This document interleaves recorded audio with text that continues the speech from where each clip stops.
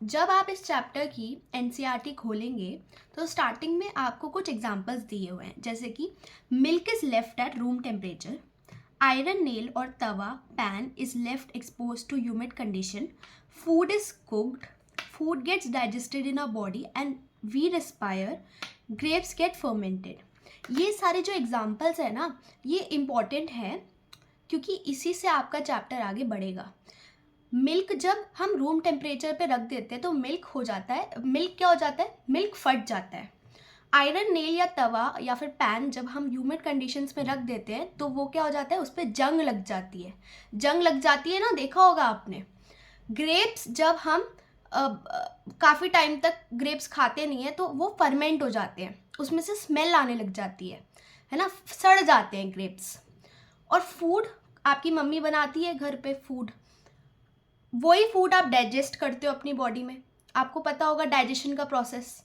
तो वही फूड आप अपनी बॉडी में क्या करते हो, डाइजेस्ट करते हो और आप सांस लेते हो।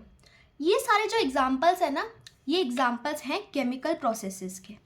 किसके एग्जांपल्स हैं? ये सारे एग्जांपल्स हैं हमारी केमिकल प्रोसेसेस के एग्जांपल्स हैं। ठीक है, तो what are the examples? Milk is left at room temperature, iron तवा या फिर pan is expose to humid condition, grapes ferment हो जाते हैं, ये एग्जांपल है। फूड कुक होता है, ये भी एक केमिकल प्रोसेस का एग्जांपल है। हमारे गट में, हमारे जो स्टमक है उसमें खाना डाइजेस्ट होता है, वो भी एक एग्जांपल है। और हम सांस तो लेते ही है, रोज़मर्रा की एक्टिविटी है ये सांस लेना, ये भी एक एग्जांपल है केमिकल प्रोसेस का।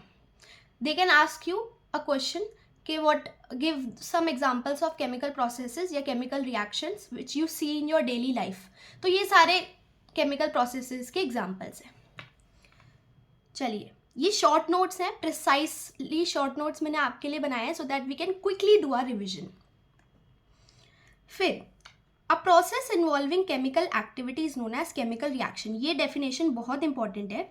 अ process involving chemical activity is known as chemical reaction.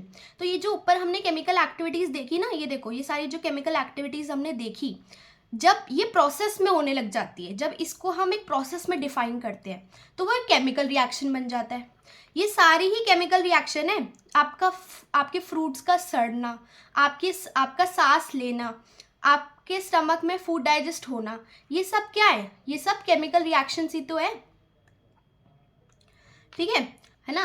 तो केमिकल रिएक्शंस या केमिकल एक्टिविटी आपके सराउंडिंग में हो रही है या नहीं हो रही है, आपको पता कैसे चलेगा? How will you know? कुछ फैक्टर्स हैं जो कि डिटरमाइन करते हैं weather a chemical reaction has taken place, जैसे कि एवोल्यूशन ऑफ अ गैस, है ना। जब गैस का एवोल्यूशन होता है, जब कुछ गैस इवॉल्व होने लग जाती है तो समझो केमिकल रिएक्शन हो रही है। चेंज इन टेम्परेचर, जब टेम्परेचर चेंज होने लग जाता है, जब टेम्परेचर चेंज होता है ना, जैसे आप दूध बॉईल करते हो, आपकी मम्मी दूध बॉईल करती है। दूध बॉईल होता ही क्यों है? क्योंकि जो मिल्क है वो 100 डिग्री सेल्सियस पे पहुंच जाता है, 100 डिग्री सेल्सियस टेम्परेचर पे पहुंच जाता है मिल्क। तो आप समझ जाते हो कि दूध बॉईल हो गया और आप उतार देते हो, फिर दूध को और ठंडा होने रख देते हो। अब पहले दूध बॉईल हो रहा है, इसका मतलब उसका टेम्परेचर इंक्रीज हो रहा है, फिर आप उसे ठंडा होने के लिए रख रहे हो तो उसका टेम्परेचर गिरा रहे हो। तो ये पूरी की पूरी क्या है? केमिकल रिएक्शन है ना। तो चेंज इन टेम्परेचर देखने को मिल रहा है हमें इस केमिकल रिएक्शन में। फिर चेंज इन स्टेट भी देखने को मिलता है। जैसे दूध है, दूध वेपराइज हो रहा है, आपने देखा होगा जब दूध बॉईल होता है भाप निकलती है, वेपर्स बनते हैं, तो क्या हो रहा है? दूध जो लिक्विड स्टेट में था वो वेपर स्टेट में चेंज हो रहा है। पानी को आप बॉईल करते हो, वो लिक्विड स्टेट में होता है, वो वेपर स्टेट में चला जाता है। या फिर आइस है, आइस को आप नॉर्मल टेम्परेचर में रख दो, रूम टेम्परेचर में रख दो, तो क्या हो जाएगा? वो मेल्ट होनी स्टार्ट हो जाएगी। तो from solid state to liquid state ice convert होती है, तो वो भी एक केमिकल रिएक्शन का ही पार्ट है। फिर चेंज इन कलर, तो चेंज इन कलर भी केमिकल रिएक्शन का ही पार्ट है। जैसे कि हम देखते हैं कि जब ग्रेप्स फर्मेंट होते हैं उनका कलर चेंज हो जाता है। या फिर आयरन की रस्टिंग ऑफ आयरन हमने देखा था ना अभी ऊपर एग्जाम्पल्स में। तो रस्टिंग ऑफ आयरन में क्या होता है? आयरन होता है सिल्वर कलर का या ग्रे कलर का। अब वो जो आयरन जो है वो जंग जब खा लेता है, जब वो उस पर जंग लग जाती है तो वो ब्राउन कलर का बन जाता है। क्या बन जाता है, ब्राउन कलर का बन जाता है। तो चेंज इन कलर देखने को मिल रहा है आपको, बिल्कुल चेंज इन कलर देखने को मिल रहा है आपको, राइट, चेंज इन कलर देखने को मिल रहा है। तो क्या क्या, evolution of a gas, change in temperature, change in state, change in colour, evolution of a gas, change in temperature, change in colour, change in state. ये सारी चीज़ें याद रखनी है because it is very important from the exam point of view, आपके boards के लिए बहुत इंपॉर्टेंट है। Now and if you want to revise it again, मेरे लेक्चर देखने के बाद, you can, I will be uploading the same notes in the description, you can check it out and आप फिर रिवाइज कर सकते हो इन्हीं नोट्स के साथ। These are short notes, basically we are revising the entire chapter in short. चलो activity 1.2 देख लेते हैं, सॉरी एक्टिविटी 1.1 देख लेते हैं सबसे पहले। एक्टिविटी 1.1 में क्या है, एक मैग्नीशियम रिबन को क्लीन करो। वो मैग्नीशियम रिबन आप ले सकते हो 3 to 4 सेंटीमीटर लेंथ का। सबसे पहले आप एक मैग्नीशियम रिबन लो और उसको क्लीन कर लो। किससे क्लीन करोगे, सैंड पेपर से क्लीन करोगे। याद रखना छोटी छोटी चीज़ें इंपॉर्टेंट होती है, सैंड पेपर से क्लीन करोगे। फिर उसे अब पेयर ऑफ टोंग्स से होल्ड करोगे, टोंग्स होते हैं हमारे, ठीक है। अब पेयर ऑफ टोंग्स से उस सैंड पेपर को होल्ड करोगे और उसको स्पिरिट लैम्प के ऊपर रख दोगे, ठीक है। मैग्नीशियम रिबन को किसके ऊपर रख दोगे, स्पिरिट लैम्प। अब स्पिरिट लैम्प क्या, जैसे ये बर्नर ले लिया या स्पिरिट लैम्प ले लिया, ये देखो आग है, आग के ऊपर मैंने क्या रख दिया, आग के ऊपर मैंने रख दिया हमारा मैग्नीशियम रिबन। ये करना है basically, burn it using a spirit lamp. और फिर जो ऐश होगी उसको तुम्हें वॉच ग्लास में कलेक्ट कर लेना है। उस ऐश, जो ऐश बनेगी ना, जब मैग्नीशियम रिबन बर्न होता है तो साथ में ऐश भी बनती है और वाइट डैजलिंग फ्लेम देखने को मिलती है। क्या देखने को मिलती है, वाइट डैजलिंग फ्लेम देखने को मिलती है। तो वो जो ऐश होगी तुम वॉच ग्लास में कलेक्ट कर लेना। देखो यही लिखा है, ऑब्जर्वेशन क्या है एक्टिविटी 1.1 से, कि magnesium ribbon Burns with white bright light. And एक और चीज़, जो ऐश है that is nothing but magnesium oxide. जब मैग्नीशियम रिबन बर्न होता है तो ऐश बनती है और उस ऐश को ही हम कहते हैं मैग्नीशियम ऑक्साइड। वो ऐश क्या है, वो ऐश है मैग्नीशियम ऑक्साइड, ठीक है। वो ऐश क्या है, वो ऐश है मैग्नीशियम ऑक्साइड। और ये वाला रिएक्शन देखने को मिलता है, the chemical reaction of the activity 1.1 is, ये देखो ये रिएक्शन याद कर लो, Mg + O2 गिव्स MgO। अब रिएक्शन को बैलेंस करना आपको पहले से भी मुझे लग रहा है आपको पहले से ही आता होगा, फिर भी हम इस शॉर्ट नोट्स में देख लेंगे कि हम रिएक्शन को बैलेंस, इक्वेशन को बैलेंस कैसे करते हैं, ठीक है। फिर भी आप याद रखो ये इक्वेशन इंपॉर्टेंट है, 2Mg + O2 गिव्स 2MgO। ये 2MgO ही क्या है, ये ऐश प्रोड्यूस्ड है, जो कि एक्टिविटी 1.1 से ऐश प्रोड्यूस की गई थी ना, जो वाइट ऐश बन रही थी हमारी, वो ही है मैग्नीशियम ऑक्साइड, वो ही क्या है हमारा मैग्नीशियम ऑक्साइड। चलो जल्दी से अब एक्टिविटी 1.2 पढ़ते हैं। एक्टिविटी 1.2 में क्या हो रहा है, लेड नाइट्रेट लिया हमने, क्या लिया, लेड नाइट्रेट का सॉल्यूशन लिया। लेड नाइट्रेट को सॉल्यूशन में किस में डाला, टेस्ट ट्यूब में डाला और फिर उसके अंदर पोटेशियम आयोडाइड सॉल्यूशन डाला। लेड नाइट्रेट के सॉल्यूशन के अंदर तुमने किसका सॉल्यूशन डाला, पोटेशियम आयोडाइड का। लेड नाइट्रेट के सॉल्यूशन में किसका सॉल्यूशन डाला, पोटेशियम आयोडाइड का, ठीक है। बस यही एक्टिविटी है। तुम बोलोगे इतनी छोटी सी एक्टिविटी, भाई ये याद रख लो, ये याद ही नहीं होगा तुम्हें, लेड नाइट्रेट या फिर पोटेशियम आयोडाइड, ये याद ही नहीं होगा तुम्हें। तो लेड नाइट्रेट के अंदर क्या डाला, potassium iodide, lead nitrate potassium iodide, ठीक है।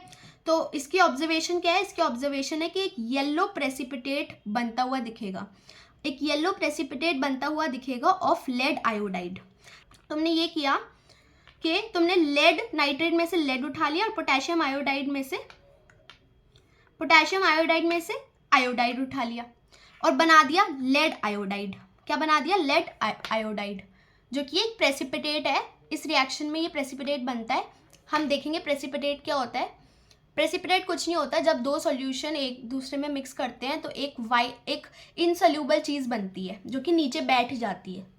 इनसॉल्यूबल मतलब ऐसी चीज़ जो कि डिसॉल्व नहीं होती, तो वो नीचे बैठ जाएगी। तो इनसॉल्यूबल चीज़ बनती है जो कि नीचे बैठ जाती है, उसे ही हम प्रेसिपिटेट कहते हैं। और इस केस में प्रेसिपिटेट का नाम क्या है, लेड आयोडाइड। क्या है, लेड आयोडाइड। कौन से दो सॉल्यूशन को मिक्स करने के बाद बना है ये? लेड नाइट्रेट को और पोटेशियम आयोडाइड को। इसमें हमने लेड नाइट्रेट का लेड उठा लिया और पोटेशियम आयोडाइड का आयोडाइड उठा लिया, तो lead iodide solution is formed. ठीक है, पहले की ऑब्जर्वेशन क्या है?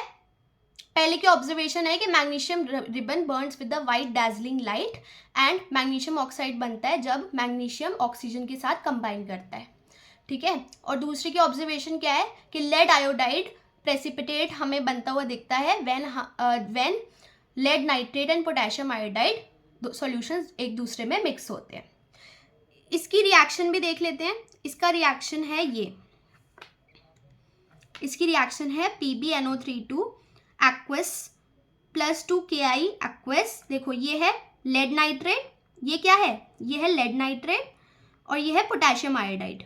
दोनों मिक्स करोगे तो क्या बनेगा? दोनों मिक्स करोगे तो बनेगा लेड आयोडाइड। क्या बनेगा? Lead iodide. यही क्या है तुम्हारा? यही प्रेसिपिटेट है। यही क्या है?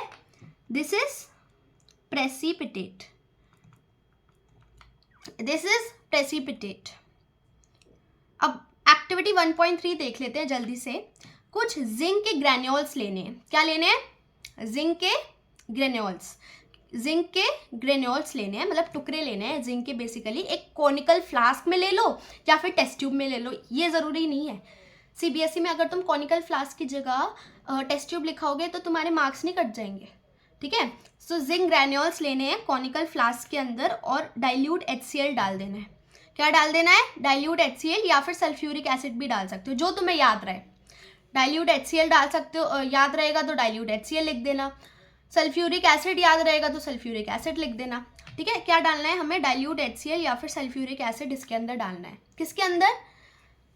उस टेस्ट ट्यूब के अंदर जिसमें जिंक ग्रेन्यूल्स पड़े। टेस्ट ट्यूब ली, क्या किया? टेस्ट ट्यूब ली, इसके अंदर डाल दिया जिंक ग्रेन्यूल्स, फिर उसके अंदर डाल दिया डाइल्यूट HCl या फिर H2SO4। Got it? चलो अब इसकी ऑब्जर्वेशन क्या है?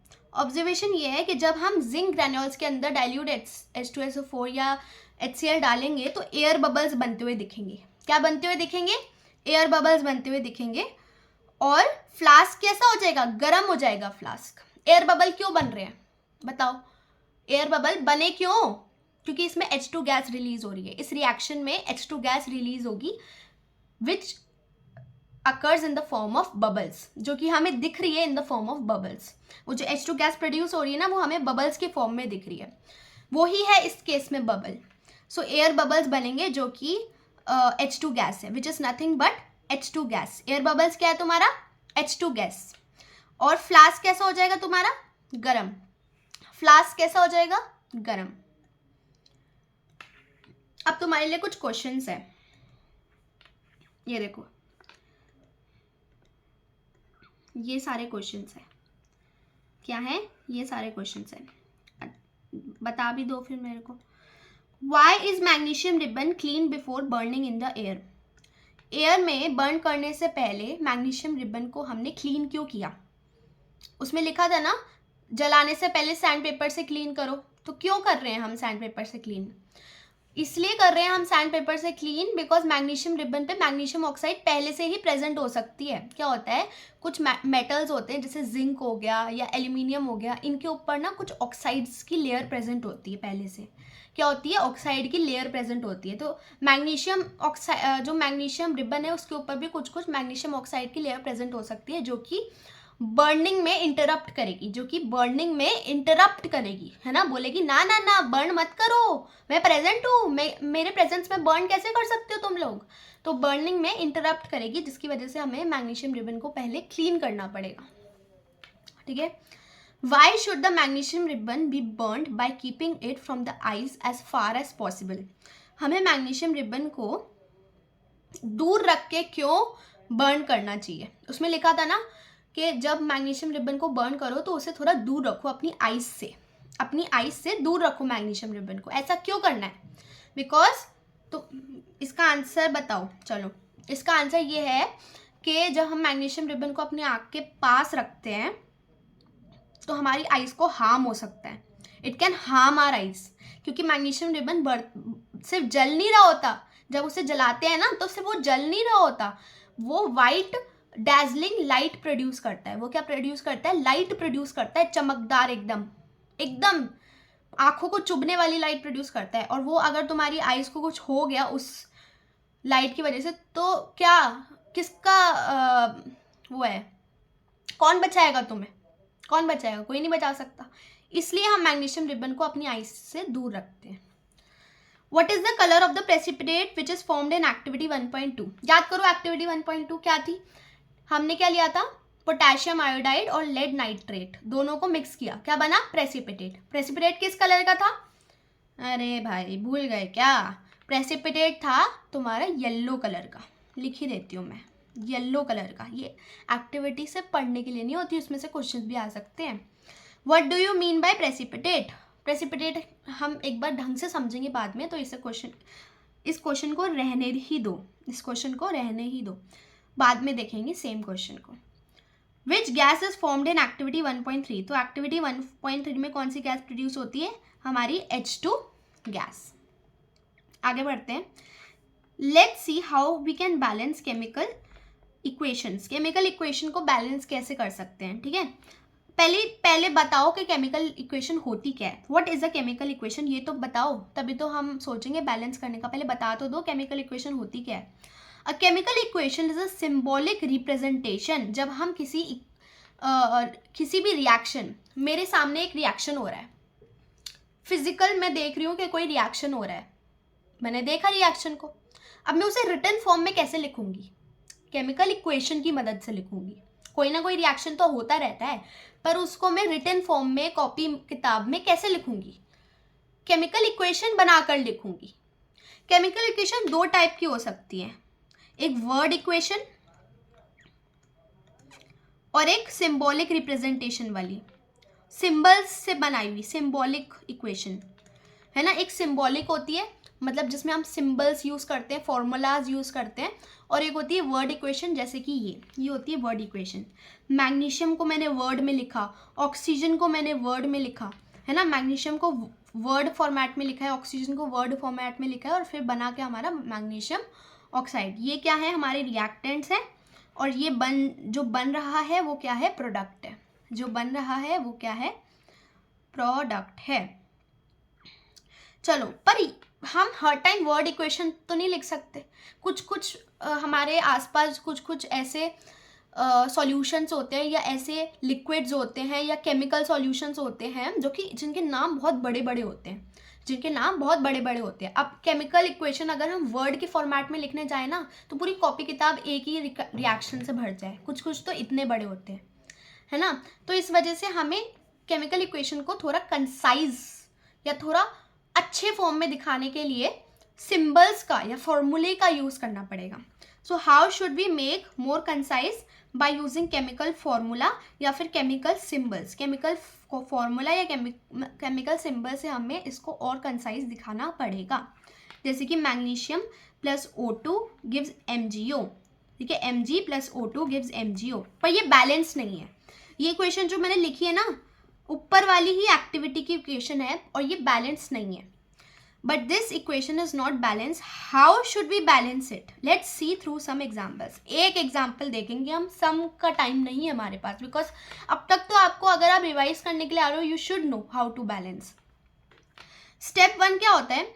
नंबर ऑफ एटम्स चेक करो of each element on the reactant and the product side of the equation. जैसे मेरे पास इक्वेशन है ये, Fe plus H2 gives Fe3O4 plus H2। एक बार लिख लेती हूँ मैं, Fe plus H2O gives Fe3O4 plus H2। ये मेरे पास इक्वेशन है, ये बैलेंस नहीं है। अब इसे बैलेंस करना है, तो जितने एटम रिएक्टेंट साइड पे हैं, ये रिएक्टेंट साइड होती है जो एरो से लेफ्ट साइड होती है, और प्रोडक्ट साइड क्या होती है? जो एरो के राइट साइड होती है। जो एरो के लेफ्ट साइड होती है वो रिएक्टेंट साइड, और जो एरो के बाद होती है राइट साइड होती है वो कौन सी साइड? Product side. तो जो रिएक्टेंट साइड है उसे हम कहते हैं, उसमें जो नंबर ऑफ एटम्स हैं वो सेम होने चाहिए to the number of atoms on the reactant on the product side. मैं कहना चाहती हूँ कि जो number of atoms on the reactant side है और जो number of atoms on the product side है वो सेम होने चाहिए, वो इक्वल होने चाहिए। तो पहले तो बस लिख लो number of atoms on the reactant side और number of atoms on the product side, table बनाकर ऐसे लिख लो। एलिमेंट तुमने ले लिया iron, number of atoms on reactant side लिख लिया 1, कितना है Fe कितना है यहाँ पे 1, Fe कितना है 1। एलिमेंट ले लिया hydrogen, number of atoms on the reactant side कितना है, देखो कितने हैं 2 है ना, देखो ना हाइड्रोजन कितने हैं 2 है यहाँ पर, तो 2 लिख लिया। और number of atom on the reactant side oxygen, ये कितना है, ये तो एक ही तो है ऑक्सीजन यहाँ पे, तो यहाँ पे 1 लिख लिया। प्रोडक्ट का देख लो, Fe कितना है 3, ऑक्सीजन कितना है 4 और हाइड्रोजन कितना है 2, 3 2 4। अब यहाँ पे है 1 2 1, यहाँ पे है 3 2 4, क्या ये इक्वल है? क्या 1 2 1 ऑन द रिएक्टेंट साइड और 3 2 4 on the product side equal है? नहीं है इक्वल। तो तुम्हें इक्वल कैसे बनाना है, तुम्हें 1 से मल्टीप्लाई करना है 3 को, तो 1 3 ज़ा 3 होता है, तो फिर रिएक्टेंट साइड और प्रोडक्ट साइड इक्वल हो जाएगी। तुम्हें 1 से मल्टीप्लाई करना है 4 को, ठीक है, 1 से मल्टीप्लाई करना है 4 को, तो तुम्हारी रिएक्टेंट साइड और प्रोडक्ट साइड इक्वल हो जाएगी। तो यही लिखा है, check the number of atoms of each element on the reactant and the product side of the equation. Step 2, balance the Fe atom by multiplying Fe with 3, ठीक है। Fe को तुम्हें 3 से मल्टीप्लाई करना है, तो तुम देखो Fe को जब 3 से मल्टीप्लाई करोगे, क्यों, यहाँ पे देखो, यहाँ पे Fe पहले क्या था, Fe के आगे कोई कोफिशिएंट नहीं था, इसे कोफिशिएंट कहते हैं, ठीक है। Fe से पहले कोई कोफिशिएंट नहीं था, पर बैलेंस करने के लिए हमें, क्योंकि यहाँ पे 3 Fe है, तो यहाँ पे भी हमें 3 लिखना पड़ेगा Fe से पहले। स्टेप 3 क्या है, balance the hydrogen atom by multiplying H2O with 4। देखो H2O को 4 से मल्टीप्लाई करो, क्योंकि H2O को 4 से, क्योंकि यहाँ पर कितने थे, है ना, H2O को 4 से करना पड़ेगा और H2 को भी बैलेंस करने के लिए हमें मल्टीप्लाई करना पड़ेगा 4 से। तो स्टेप 2 है balance the Fe atom by multiplying Fe with 3 and step 3 है balance the hydrogen atom by multiplying H2O with 4. This means H2 has to also be balanced by multiplying with 4. चलो अब हम देखते हैं types of chemical reactions. Types of chemical reactions में सबसे पहले आप समझो केमिकल रिएक्शन में होता क्या है। बेसिकली केमिकल रिएक्शन में होता है ब्रेकिंग ऑफ बॉन्ड और फॉर्मेशन ऑफ बॉन्ड। क्या होता है? ब्रेकिंग ऑफ बॉन्ड और फॉर्मेशन ऑफ बॉन्ड।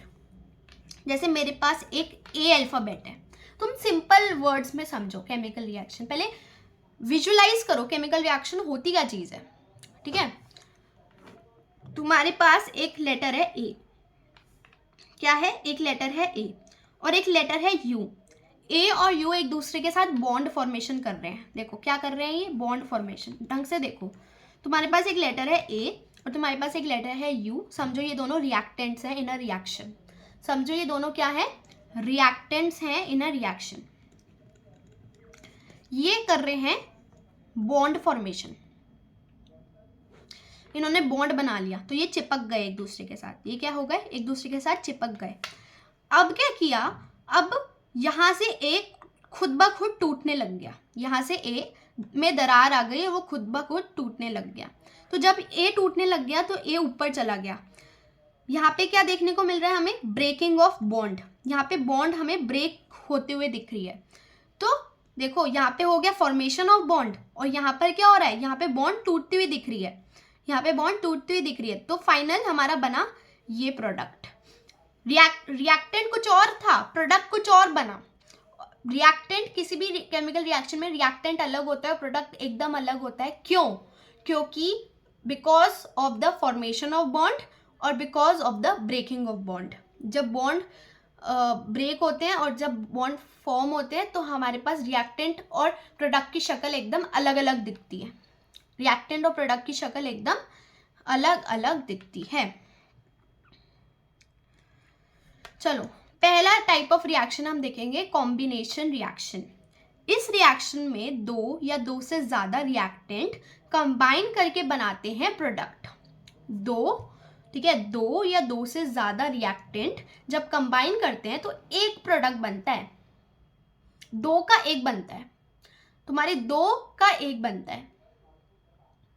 है ना, दो चीज़ों का एक प्रोडक्ट बनता है, दो रिएक्टेंट्स का एक प्रोडक्ट बनता है। फॉर एग्जाम्पल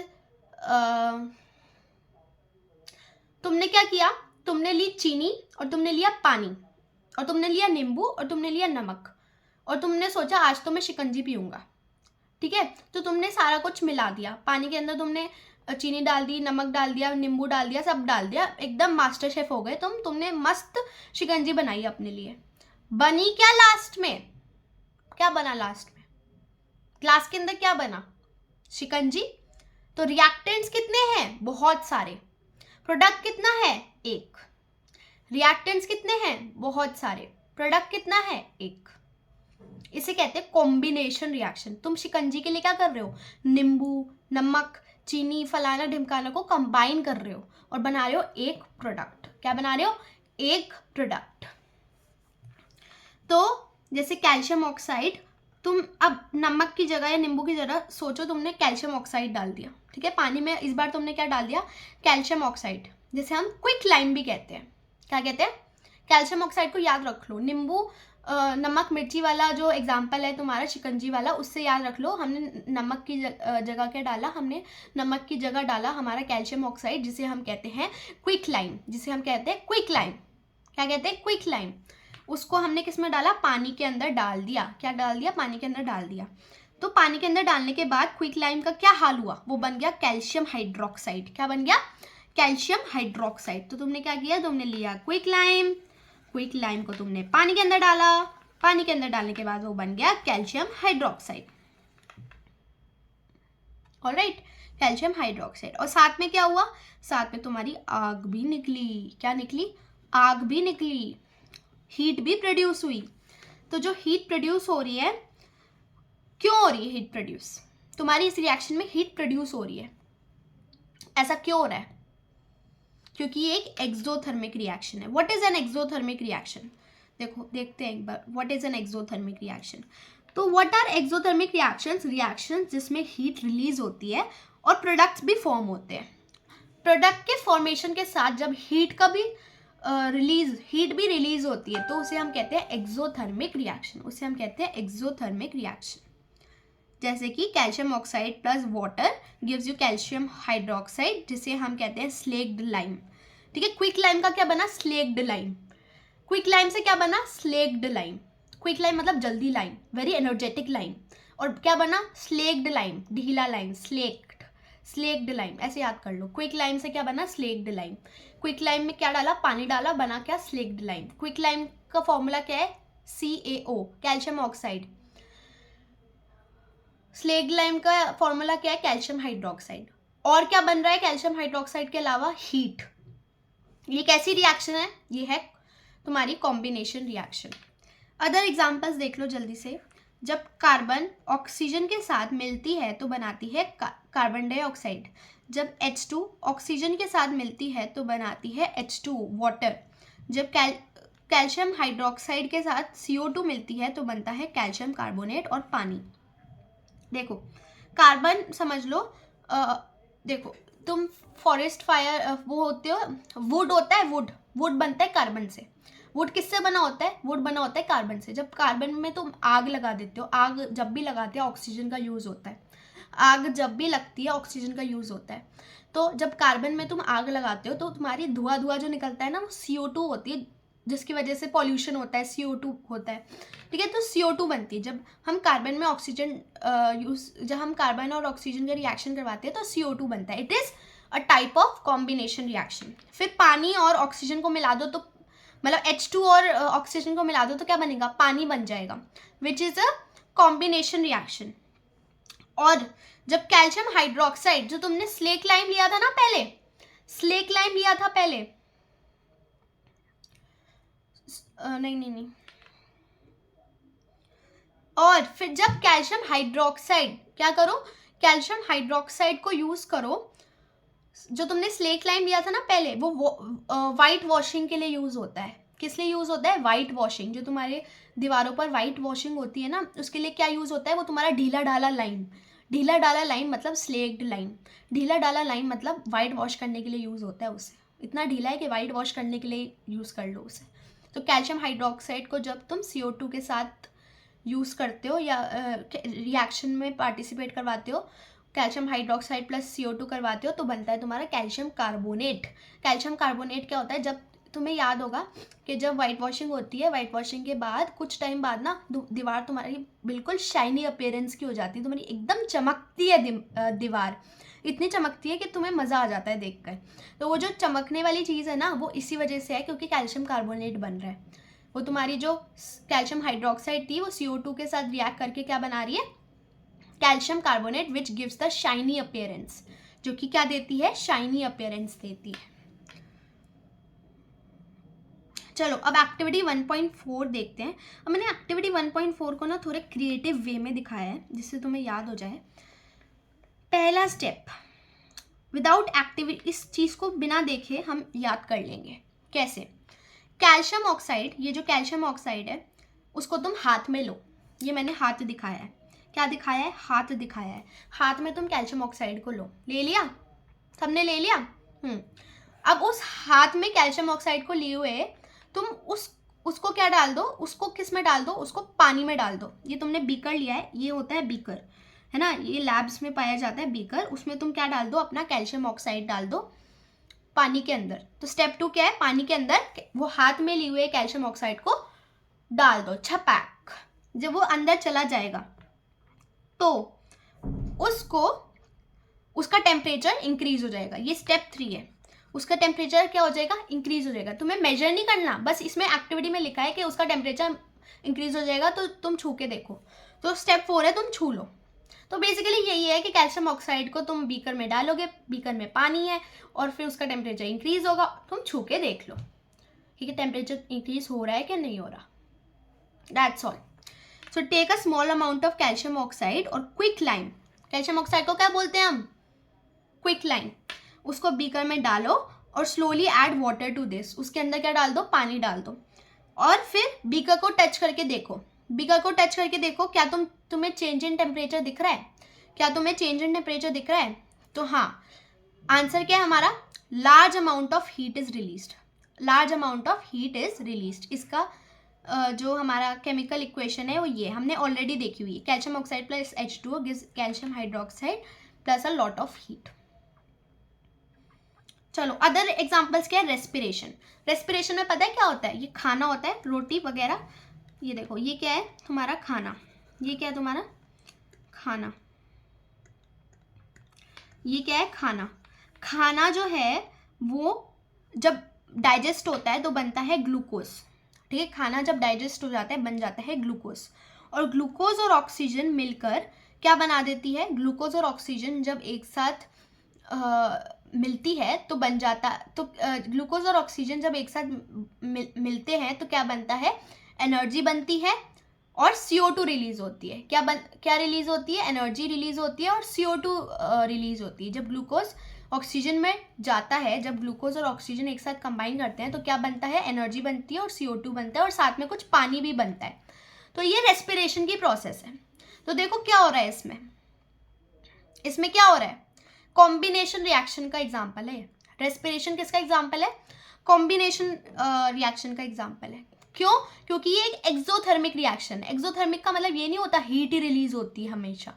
हीट के अलावा एनर्जी भी रिलीज हो सकती है, हीट के अलावा एनर्जी भी रिलीज हो सकती है और हीट के अलावा तुम्हारी कुछ और भी रिलीज हो सकता है।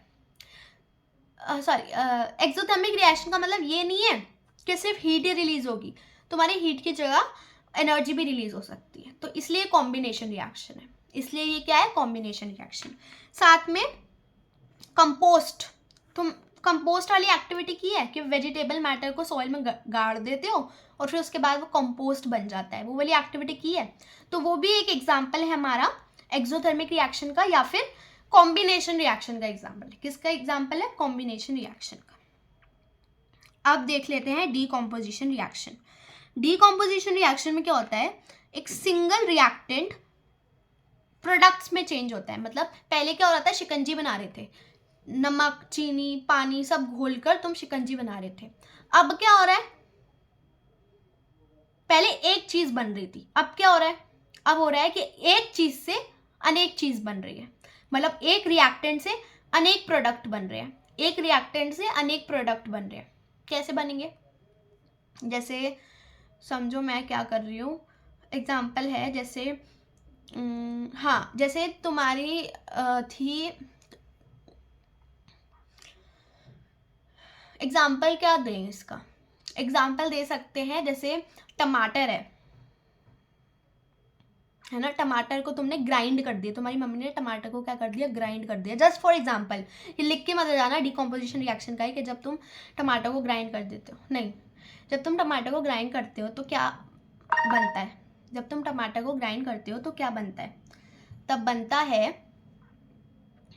तब बीज भी निकलते हैं, तब टमाटर के छिलके भी निकलते हैं, तब टमाटर के अंदर का जो जूस होता है वो भी निकलता है ना। जब टमाटर को ग्राइंड करते हो ये सारी चीज़ें निकलती हैं, ये सारी चीज़ें क्या होती है, निकलती हैं। तो एक रिएक्टेंट से काफ़ी ज़्यादा प्रोडक्ट्स बन रहे हैं, एक रिएक्टेंट से काफ़ी ज़्यादा प्रोडक्ट्स बनते हुए दिख रहे हैं। तो ये है एक डीकम्पोजिशन रिएक्शन, ठीक है। In this type of reaction single reactants break down into simpler products. और ये उल्टा होता है, बिल्कुल कॉम्बिनेशन रिएक्शन के उल्टा होता है। कैसे उल्टा होता है, कॉम्बिनेशन रिएक्शन कैसा था, एक्सोथर्मिक रिएक्शन, ये वाला कैसा है, इंडोथर्मिक रिएक्शन, मतलब ये हीट या एनर्जी लेता है टू गिव प्रोडक्ट्स, वो क्या करता था, वो हीट और एनर्जी रिलीज करता था for carrying out the reaction, ठीक है। तो सिंगल रिएक्टेंट से मल्टीपल प्रोडक्ट्स बनते हैं। तो चलो एक्टिविटी नंबर 1.5 डिस्कस कर लेते हैं। तो देखो एक्टिविटी नंबर 1.5 में है क्या, तुम्हें लेना है फेरस सल्फेट के क्रिस्टल्स, ठीक है। और फेरस सल्फेट के क्रिस्टल्स तुम्हें कितने लेने हैं, 2 ग्राम लेने हैं। अब उन क्रिस्टल्स को किस में डाल देना है, टेस्ट ट्यूब के अंदर डाल देना है। किसके अंदर, टेस्ट ट्यूब के अंदर डाल देना है। और टेस्ट ट्यूब के अंदर जो क्रिस्टल्स तुम डाल रहे हो फिर उसे गर्म करना है, उन क्रिस्टल्स को गर्म करना है। बर्नर के ऊपर टेस्ट ट्यूब रखने हैं और क्रिस्टल्स को गर्म करना है। तो जो तुम क्रिस्टल्स डालोगे ना इनिशियली वो होंगे ग्रीन कलर के। किस कलर के होंगे, ग्रीन कलर के तुम क्रिस्टल डाल रहे होगे टेस्ट ट्यूब के अंदर गर्म करने के लिए।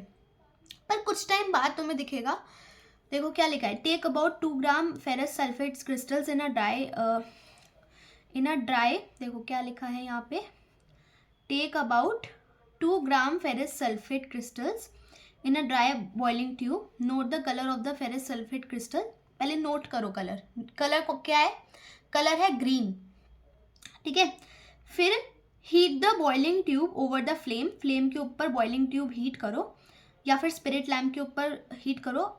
और हीट करने के बाद कलर ऑब्जर्व करो, हीट करने के बाद कलर तुम ऑब्जर्व करो कि क्या कलर हो गया। तो जब तुम हीट कर लोगे तो तुम्हें पता चलेगा जो ग्रीन कलर है वो चेंज हो गया वाइट कलर में। ग्रीन कलर किस में चेंज हो गया, वाइट कलर में चेंज हो गया। पहले कलर क्या था, ग्रीन था। वो क्यों था, क्योंकि पहले था सिर्फ FeSO4 प्रेजेंट नहीं था, क्रिस्टल्स जो थे वो सिर्फ FeSO4 के नहीं थे, फेरस सल्फेट के क्रिस्टल्स नहीं थे। फेरस सल्फेट के साथ 7 मॉलिक्यूल्स ऑफ वाटर भी प्रेजेंट था उस क्रिस्टल में। उस क्रिस्टल में फेरस सल्फेट के साथ 7 मॉलिक्यूल्स ऑफ वाटर भी प्रेजेंट था। उसे हम कहते हैं FeSO4.7H2O। इस कंपाउंड को हम क्या कहते हैं, FeSO4.7H2O। फिर FeSO4.7H2O को गर्म किया, क्या किया, गर्म किया। गर्म करने के बाद बना FeSO4। गर्म करने के बाद क्या बना, FeSO4।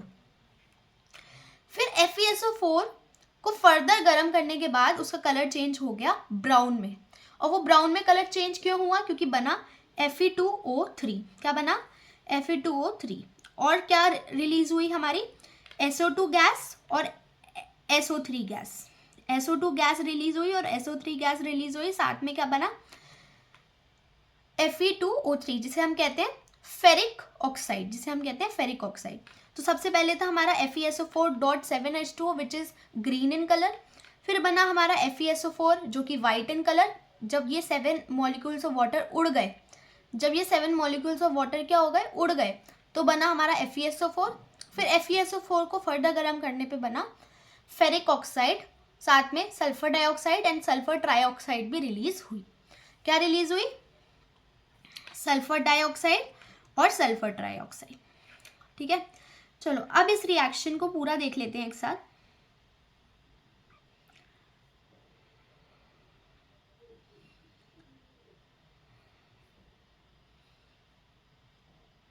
ये देखो 2FeSO4 हीट करने पर बना Fe2O3 solid plus sulphur dioxide gas plus sulphur trioxide gas. ठीक है, इसे हम कहते हैं फेरस सल्फेट, इसे हम कहते हैं फेरस सल्फेट। और जो Fe2O3 है उसे हम कहते हैं फेरिक ऑक्साइड। Fe2O3 को क्या कहते हैं? Ferric oxide. अब इसे फेरस सल्फेट क्यों कहते हैं? इसमें जो अस है, अस का मतलब है लोअर वैलेंसी। वैलेंसी पता है तुम्हें क्या होता है? वैलेंसी होता है जैसे कि तुमने एटॉमिक मास याद किया होगा, वैलेंसी भी तुमने याद की होगी क्लास 9th में। जो आउटर मोस्ट शेल होती है किसी भी एलिमेंट की, उसमें जो इलेक्ट्रॉन्स प्रेजेंट होते हैं जिसे हम वैलेंस शेल कहते हैं, उसमें जो इलेक्ट्रॉन्स प्रेजेंट होते हैं उससे हम कहते हैं वैलेंस इलेक्ट्रॉन्स। ठीक है, और दिस इज वैलेंस इलेक्ट्रॉन। और वैलेंसी क्या होती है? वैलेंसी होती है combining capacity of an element. Combining capacity of an element मतलब एलिमेंट में जितने इलेक्ट्रॉन्स ऑलरेडी प्रेजेंट है वैलेंस शेल में, उसके अलावा उसे और कितने चाहिए टू कंप्लीट एन ऑक्टेट, उसकी वैलेंसी होती है। तो जब आयरन की कम वैलेंसी होती है किसी भी कंपाउंड में, तो उसके लिए हम टर्म यूज करते हैं अस। और जब आयरन की हायर वैलेंसी होती है किसी भी कंपाउंड में, उसके लिए हम टर्म यूज करते हैं इक। तो फेरिक ऑक्साइड और यहाँ पे फेरस सल्फेट। अब देखो, तुम्हें पता है कंपाउंड कैसे बनाते हैं हम? पता है, जैसे इधर देखो मैं बताती हूँ। मेरे पास है Fe, ठीक है, और मेरे पास है ऑक्सीजन। अगर मैं Fe की हायर वैलेंसी लूँ, जैसे मैंने Fe की हायर वैलेंसी ली 3, इसकी लो वैलेंसी होती है 2 और इसकी हायर वैलेंसी होती है 3, तो मैंने अगर इसकी 3 ली और ऑक्सीजन की मैंने ली 2, तो मैं इस तरफ एरो डालूंगी, मैं इस तरफ एरो डालूंगी, तो मेरा फॉर्मूला हो जाएगा Fe2O3। इसे मैं कहूंगी फेरिक ऑक्साइड। और फेरस ऑक्साइड कैसे बना सकते हैं? फेरस ऑक्साइड ऐसे बना सकते हैं, अगर मैं Fe की लोअर वैलेंसी लूँ 2 और SO4 की वैलेंसी तो आपको पता ही है क्या होती है 2, दोनों को कंबाइन करो तो बनेगा Fe2SO4, है ना, FeSO4, सॉरी FeSO4, 2 से 2 कैंसिल, FeSO4, है ना, क्या बनेगा FeSO4। So this is how we learn the names ferrous sulphate and ferric oxide. चलो अब आगे देखते हैं एक्टिविटी नंबर 1.6। एक्टिविटी नंबर 1.6, इस एक्टिविटी में क्या लिखा है? Take about 2 gram lead nitrate powder. क्या लिया है? लेड नाइट्रेट, जो तुमने पहले यूज नहीं किया था एक्टिविटी नंबर 2 में, वही एक्टिविटी नंबर 1.6 में यूज कर रहे हैं। PbNO32 लिया है हमने, क्या लिया है? लेड नाइट्रेट लिया है। उसको हमने बॉइलिंग ट्यूब के अंदर डाला। लेड नाइट्रेट को किस में डाला? तुमने बॉइलिंग ट्यूब के अंदर डाला। फिर hold the boiling tube with a pair of tongs, चिमटे के द्वारा, जो पहले टोंग्स यूज किए थे मैग्नीशियम रिबन वाली एक्टिविटी में, वही चिमटा तुम यूज करो इस बॉइलिंग ट्यूब को होल्ड करने के लिए। देखो इसने चिमटा यूज किया है बॉइलिंग ट्यूब को होल्ड करने के लिए। अब heat it over a flame, flame के ऊपर इसे हीट करो एज शोन इन फिगर 1.5। ये फिगर 1.5 है। तो इसमें जो ये बर्नर है उसके ऊपर तुमने बॉइलिंग ट्यूब रखी है और बॉइलिंग ट्यूब को किससे पकड़ा है? तुमने चिमटे के द्वारा पकड़ा है और हीट कर रहे हो तुम। What do you observe? अब इस एक्टिविटी में हम क्या ऑब्जर्व करते हैं? हम इस एक्टिविटी में ऑब्जर्व करते हैं कि जब लेड नाइट्रेट को हम हीट करते हैं तो हमारे पास एक येलो कलर का कंपाउंड बनता है और हमारे पास नाइट्रोजन ऑक्साइड बनती है ब्राउन कलर की। गैस रिलीज होती है ब्राउन कलर की। इमेजिन तुम एक कंपाउंड को हीट कर रहे हो और येलो कलर का कोई कंपाउंड बन रहा है तुम्हारी टेस्ट ट्यूब में, जो पहले कलरलेस था अब वो येलो हो गया। वो जो कंपाउंड तुम पहले हीट कर रहे थे वो कलरलेस था, वो दिख ही नहीं रहा था तुम्हें, और वो येलो हो गया और साथ में ब्राउन कलर की गैस भी रिलीज हो रही है। तो ये लैब में करो, है ना। ब्राउन कलर की गैस भी तुम्हारी रिलीज हो रही है। तो वो जो येलो कलर का कंपाउंड है वो है PbO। वो क्या है? PbO। और जो कलरलेस कंपाउंड तुमने पहले लिया था वो क्या था? PbNO32, that is lead nitrate. और जो बन रहा है वो क्या है? Lead oxide. जो बन रहा है वो क्या है? Lead oxide. और नाइट्रोजन डाइऑक्साइड, जो नाइट्रोजन डाइऑक्साइड है वो ब्राउन कलर की गैस रिलीज हो रही है, साथ में ऑक्सीजन भी प्रोड्यूस हो रही है। तो PbNO3 gives PbO, that is lead oxide plus nitrogen dioxide and oxygen along with it. ये याद रखना, इस एक्टिविटी से हम यही ऑब्जर्व करते हैं। अच्छा, इस आगे बढ़ने से पहले आपको याद है ना कि कैल्शियम ऑक्साइड क्या था? Quick lime. जब भी कैल्शियम ऑक्साइड की बात हो ना तुम क्विक लाइम सोचो। क्विक लाइम और नमक जैसा कुछ सोचो। नमक जैसा तुम्हें विजुलाइज करने के लिए बता रही हूँ। नमक जैसा कुछ सोचो। जब भी कैल्शियम कार्बोनेट की बात हो तुम शाइनी अपीयरेंस के बारे में सोचो, या लाइमस्टोन के बारे में सोचो। किसके बारे में सोचोगे? शाइनी अपीयरेंस या फिर लाइमस्टोन के बारे में सोचोगे। जब भी कैल्शियम हाइड्रोक्साइड की बात हो तुम सोचोगे किसके बारे में? वाइट वॉशिंग के बारे में। ठीक है। अब आ जाते हैं एक्टिविटी नंबर 1.7 पे। तो एक्टिविटी नंबर 1.7 में हमने क्या करना है? हमें एक लेना है प्लास्टिक का मग। क्या ले लोगे? प्लास्टिक का मग। और तुम्हें उसके अंदर पानी ले लेना है। प्लास्टिक के मग में पानी ले लेना है और ग्रेफाइट की रॉड यूज करनी है। टेस्ट ट्यूब के अंदर तुम ग्रेफाइट की रॉड लगाओ। 2 टेस्ट ट्यूब लो और 2 ग्रेफाइट की रॉड लो। उस दोनों ग्रेफाइट की रॉड को कनेक्ट कर दो यूजिंग अ बैटरी। बेसिकली हमें एक सर्किट बनाना है। हमें क्या करना है? एक्टिविटी 1.7 में एक सर्किट बनाना है। तो तुम्हें देखने को मिलेगा कि जो रॉड एनोड से कनेक्टेड है ना, 2 टर्मिनल्स होते हैं बैटरी के, एक एनोड एक कैथोड। तो जो हमारा रॉड एनोड से कनेक्टेड है, वहाँ पे ऑक्सीजन प्रोड्यूस हो रही है। और जो रॉड कैथोड से कनेक्टेड है वहाँ पर हाइड्रोजन गैस प्रोड्यूस हो रही है। ये ऑब्जर्वेशन है। ऑब्जर्वेशन क्या है? जो एनोड से कनेक्टेड है वो वहाँ पे हमारे पास ऑक्सीजन प्रोड्यूस हो रही है, और जो कैथोड से कनेक्टेड है वहाँ पे हाइड्रोजन गैस प्रोड्यूस हो रही है। Okay, so this is activity 1.7।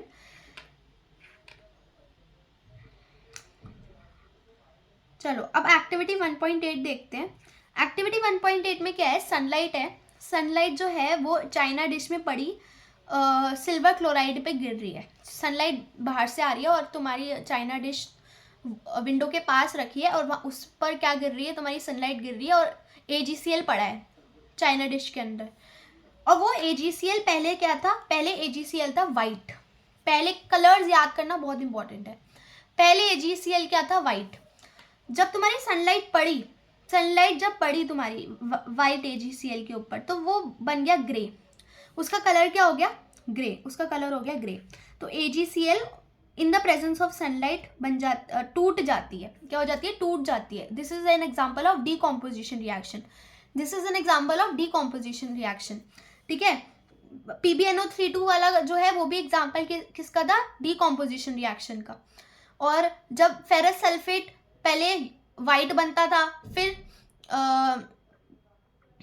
पहले वाइट बनता था और फिर ब्राउन बनता था, वो किसका एग्जाम्पल था? वो भी डीकॉम्पोजिशन रिएक्शन का था। तो AgCl वाला भी डीकॉम्पोजिशन का ही एग्जाम्पल है, जिसमें AgCl सनलाइट के प्रेजेंस में Ag में और Cl में ब्रेकडाउन होता है, Cl2 में ब्रेकडाउन होता है, इसका सॉलिड बनता है और गैस भी रिलीज होती है Cl2।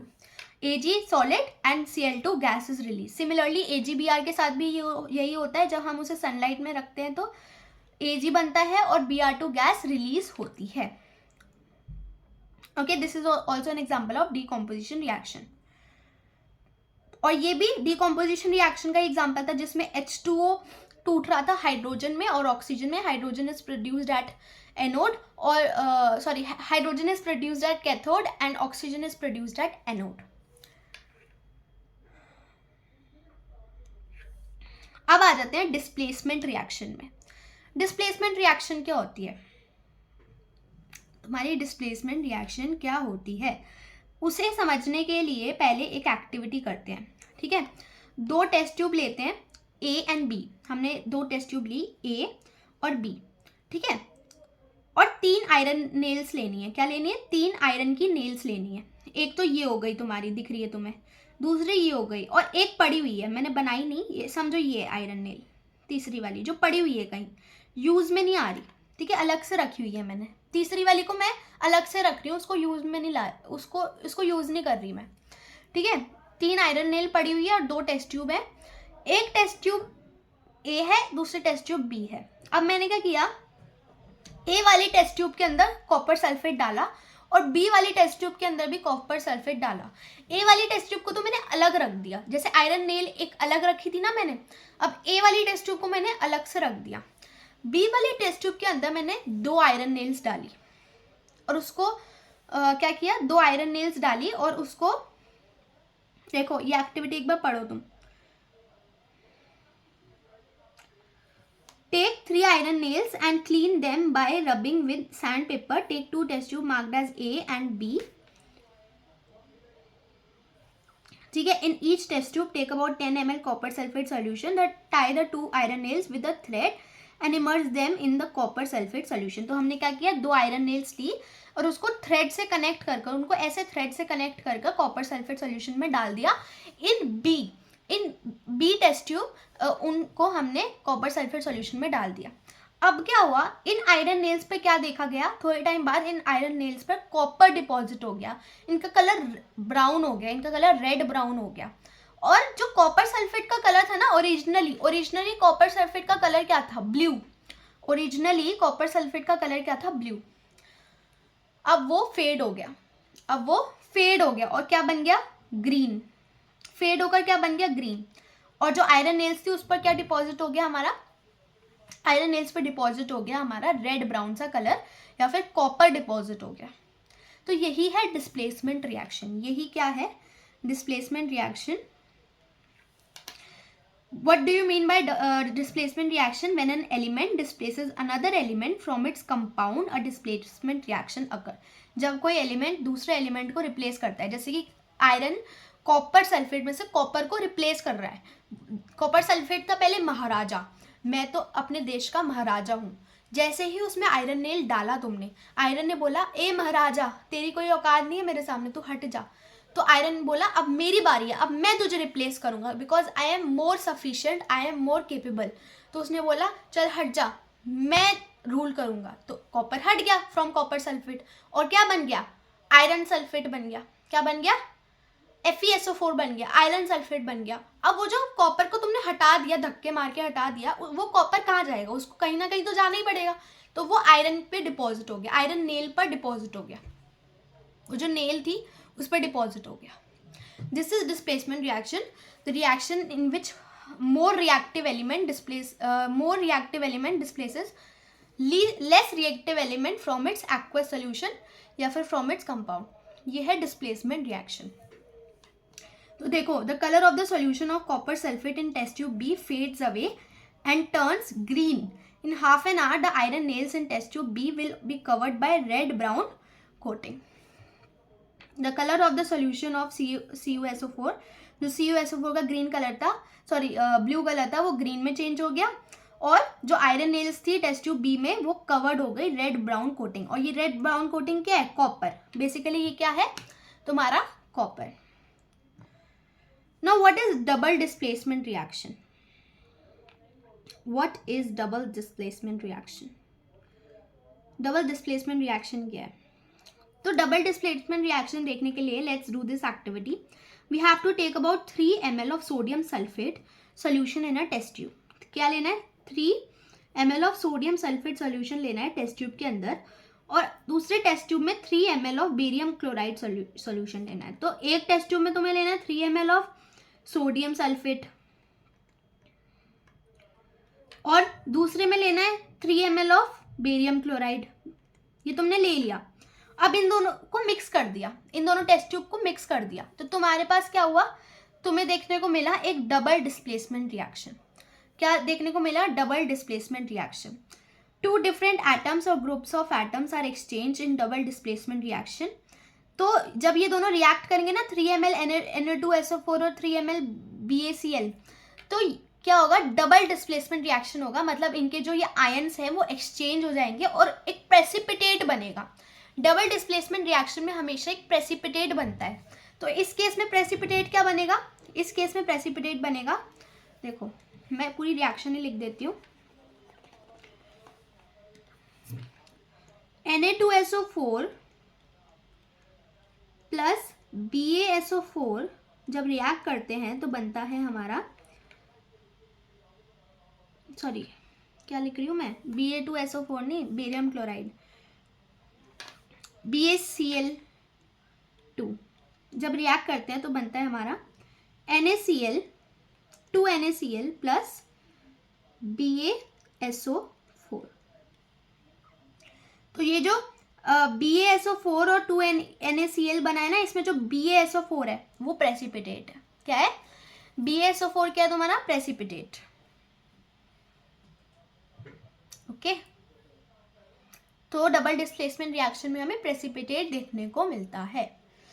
That's all, thank you for today and I hope आपको सब कुछ याद हो गया होगा या फिर रिवाइज हो गया होगा। रिवाइज थोड़ा सा भी हो जाता है तो फिर से कर सकते हो अगेन, इस PDF से गो थ्रू होकर। ये PDF ऑलरेडी लिंक में मैंने डाल दिया है, ऑलरेडी लिंक डाल दिया है PDF का। Hope so you give the best today and all the days. So that's all the best.